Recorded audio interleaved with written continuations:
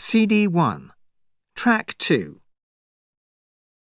Mark, you speak 7 languages. That's right. Can you tell us a little about your level of fluency and proficiency in the languages? Well, Russian is probably my best language. I speak it pretty well because I spent a lot of time in the country, but it's a little rusty.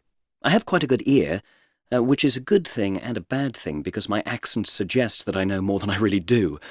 The other languages are mainly Latin-based, Spanish, Portuguese, Italian, but also French and Polish. You learn the languages through a combination of techniques. That's right. In different ways, like going to classes, travel, private study. Did you use any special techniques? Any magic secrets? Magic secrets? No, but I did do some interesting things like memory training. I watched films in their original language, and at some point I tried sticking lists of words around the house. But I think with me it was more a case of being motivated, and the biggest motivator was a love of languages and pleasure in communicating with people from other countries. Would you say it's easier to learn new languages if you already know languages in that family? For example, you speak Spanish and French, so maybe it was fairly easy to pick up Portuguese.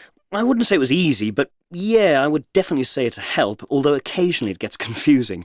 You might be speaking in one language and suddenly a word from another language slips out, causing complete confusion.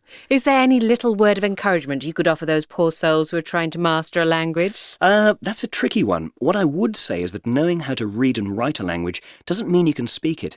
You really have to get out there and try to speak at every opportunity. Take risks. Don't be afraid to look stupid, because that's the only way you're going to learn. And you know, everyone has to start somewhere. As a young man, I went to France after years of studying French to degree level, and to my complete embarrassment, I couldn't speak the language or understand anything. All I could do was order breakfast in my hotel.